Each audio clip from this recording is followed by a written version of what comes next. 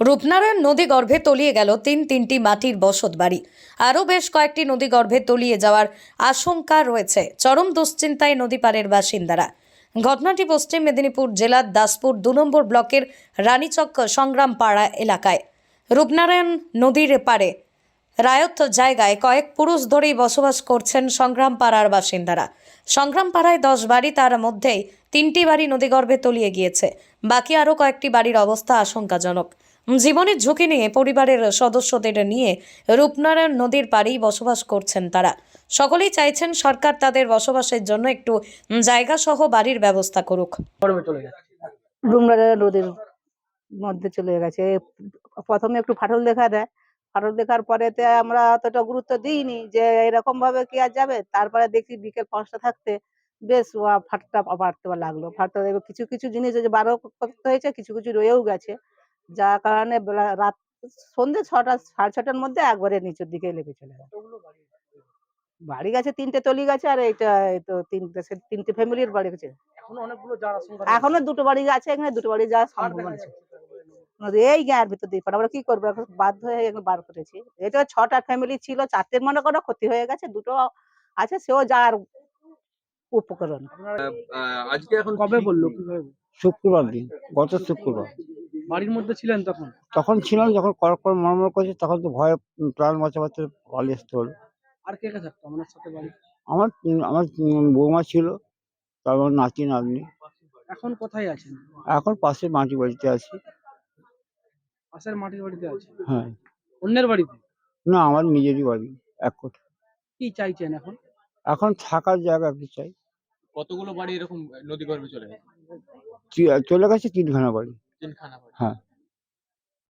বাড়িতে বসবাস করতে এই বাড়ি? হ্যাঁ, সবই বসবাস করা আছে। আসবাবপত্র আর বাড়ির মধ্যে সব রয়ে গেছে? কিছু রয়ে গেছে। না, আতঙ্ক তো লাগছে যে এরকম ভয় তো লাগবেই। নদী বেড়ে চলে এসেছে। হ্যাঁ, বেড়ে চলে এসছে। আর তো আমাদের তো আর থাকার জায়গা তো আর নেই। আর তারপর তো আমরা তো খেটে খাওয়া মানুষ। নদীগর্ভে বাড়ি তলিয়ে যাওয়া বা অসহায় এই মানুষগুলির এই ঘটনায় স্থানীয় গ্রাম পঞ্চায়েতের প্রধান গণেশ পণ্ডিত বলেন, বিগত 9 তারিখ সম্ভবত আমি সেই সময় ট্রেনিংয়ে ছিলাম। আমার পঞ্চায়েতগত ট্রেনিং ছিল মেদিনীপুরে।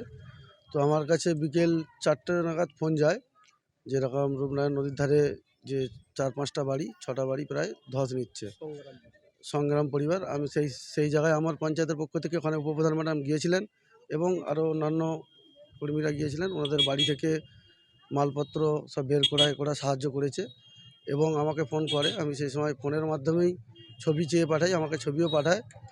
তো আমার প্রশাসনের পক্ষ থেকে আমি সেই সময় মানে এভাবে যে পঞ্চায়েত থেকে 5টা পরিবারকে তিরপলের ব্যবস্থা করেছিলাম।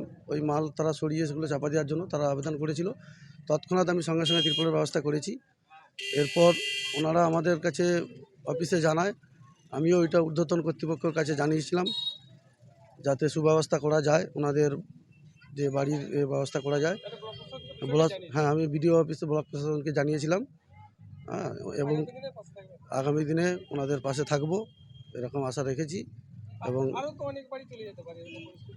হ্যাঁ, যা এরকম পরিস্থিতিতে আমাদের যে নদী ধারের বিষয় কিছু বলাই যাবে না, কখন কি হবে, কার বাড়ি কীভাবে চলে যাবে, তো আমরা পাশে থাকবো।